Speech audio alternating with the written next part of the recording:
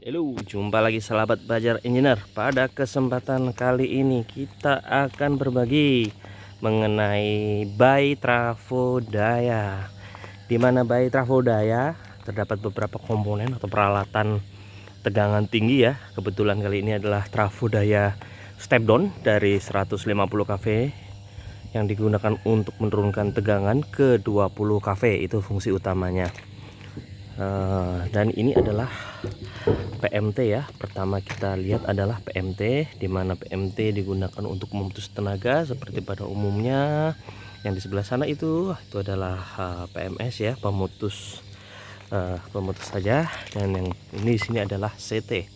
CT di sini digunakan sebagai inputan untuk trafo diferensial dan juga REF. Yang sebelah sana nanti ada RF yang utamanya ya, tetapi yang di sini digunakan untuk 3I0. Jadi kalau wilayah diferensial itulah di trafo di CT ini sampai ke CT yang berada di incoming.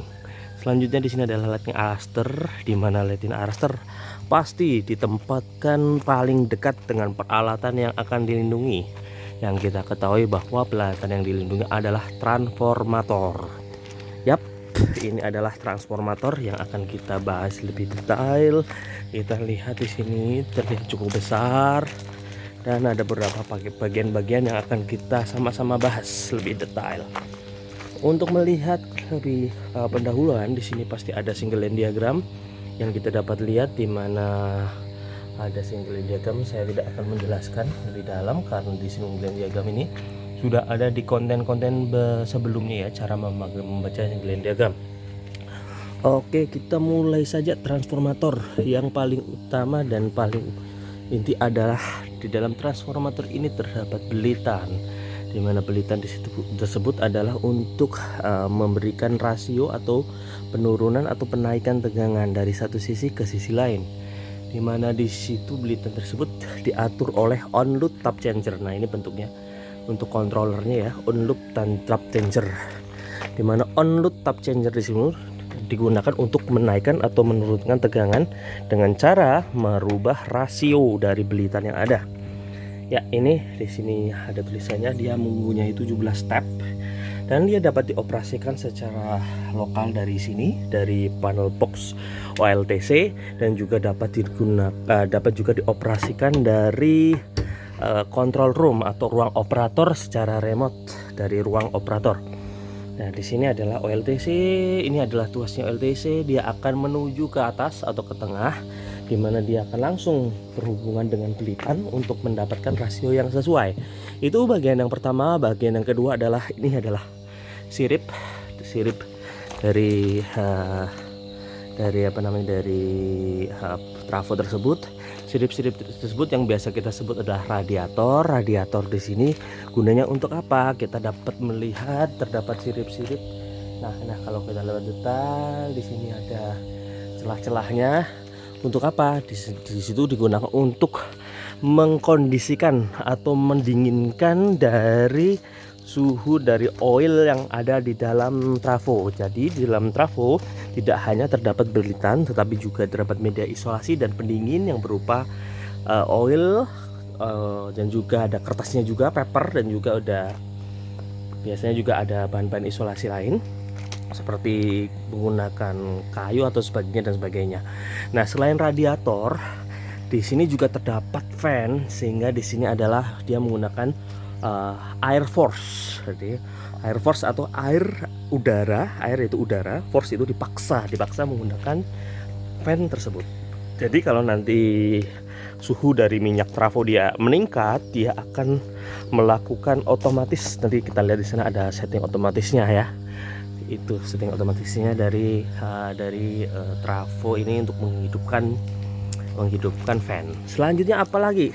Yap, di sini yang besar ini ya, itu adalah sisi 150 kV atau kita biasa sebut HV dari primer dari trafo, yaitu basing dari 150 kV. Basing tersebut memisahkan bagian antara yang bagian bawah yang tidak bertegangan dengan bagian yang bertegangan, dan dari basing tersebut, ujung basing tersebut akan menuju ke winding atau belitan dari trafo. Oke, di sisi lain ada winding 150 kV, maka di sini juga ada winding untuk 20 kV. Di situ ada 1 2 3 4. Nah, 1 2 3 4 kalau kita lihat dari sebelah sini, bahwa di sebelah sini ada satu lagi untuk sisi yang passing di sisi kelima. Nah, bedanya apa? Nah, yang di sisi kelima tersebut adalah sisi netral dari 150 kV, dan dia akan menuju ke bawah ini ya, menuju ke bawah, dan dia akan dikemudikan.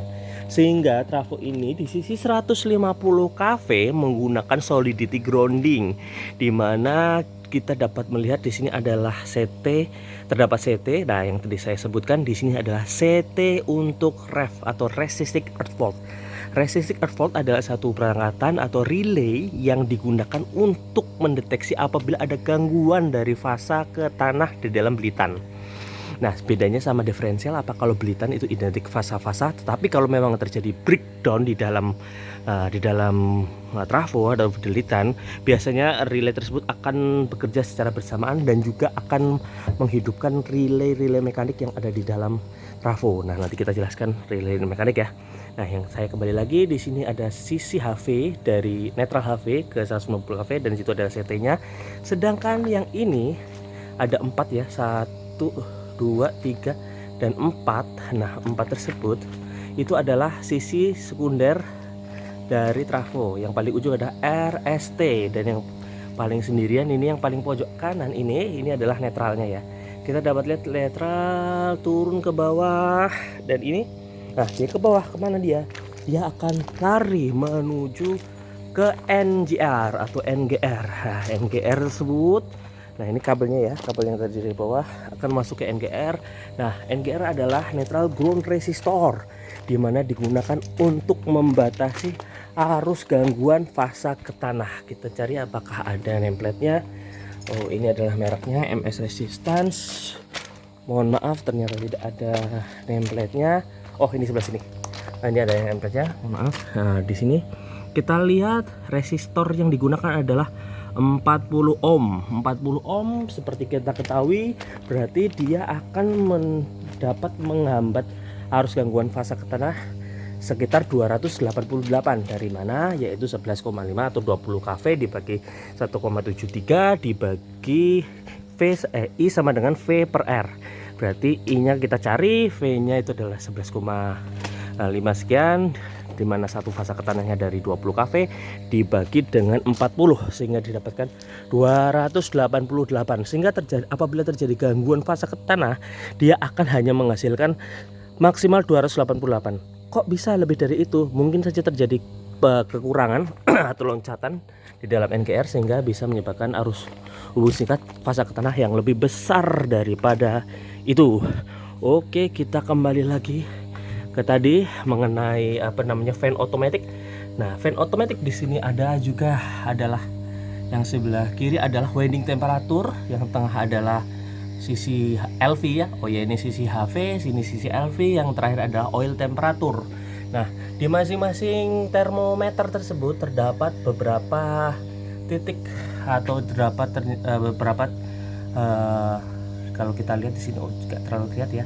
Nah, titik-titik tersebut digunakan untuk batasan-batasan suhu berapa dia akan bekerja untuk fan, memberi indikasi, dan juga nanti apabila memang sudah over temperatur atau terlalu panas, dia akan mengetripkan PMT karena hal tersebut dianggap sebagai anomali yang terjadi di dalam PMT. Oke, itu selanjutnya apa lagi? Di sini juga ada breather. Breather yaitu adalah pernafasan ya. Untuk pernafasan di dalam trafo kok bisa bernafas ya? Ketika oli itu memuai, maka dia akan mendorong udara-udara yang berada di atas. Ini adalah konservator ya. Saya sambungkan, konservator di dalamnya adalah minyak ya, minyak yang digunakan untuk pernafasan tadi. Dia tidak diisi full, tetapi ketika nanti minyak itu memuai, dia akan naik ke atas mengisi minyak tersebut. Apabila dingin, dia akan menyusut sehingga oil di dalam minyak itu tidak kosong atau tidak berkurang, sehingga tetap full dari minyak tersebut. Itu adalah konservator. Nah, tadi adalah muai dan menyusutnya tersebut pasti terdapat pergerakan dari udara atau di di dalam trafo terdapat udara-udara, sisa-sisa udara. Nah, sisa udara tersebut tidak diperbolehkan terlalu banyak, karena dapat merusak atau mengurangi nilai dari breakdown voltage dari peralatan tersebut. Nah, di sini adalah yang tadi saya sebutkan, breathernya di situ, breathernya tersebut, di mana dia akan memberikan menyerap dari udara yang ada ya. Oke, apalagi yang bisa kita lihat? Nah, itu di situ ya. Nah, di sini konservator. Di sini apa ini? Ada tutup-tutupnya. Nah, tutup-tutupnya di situ adalah relay Buchholz, di mana dia Buchholz digunakan untuk apabila terjadi gangguan di dalam winding, pasti ada gelembung-gelembung atau gas-gas yang akan terjadi reaksi kimia di dalam trafo tersebut. Nah, gas-gas tersebut akan secara natural akan naik dari penteng menuju ke konservator, sehingga akan melewatin dari relay Buchholz tersebut. Nah, ketika ada udara yang masuk ke relay Buchholz tersebut, dia akan bekerja dan mengaktifkan PMT atau membuat trafo ini padam. Selanjutnya apalagi sama seperti Buchholz, tapi dia yang ke konservator ya. Kalau yang Buchholz, kalau yang Jensen dia akan menuju ke menteng ke konservator juga, tetapi yang di bagian untuk OLTC. Jadi terpisah antara minyak tank main tank dan minyak dari OLTC itu terpisah. Oke, apalagi di sana ada arcing horn dan lain-lain. Nah, saya tidak bisa menyebutkan atau menunjukkan di sebelah sana ada PRD atau pressure release device, di mana ketika ada gangguan maka tekanan di dalam trafo dia akan meningkat.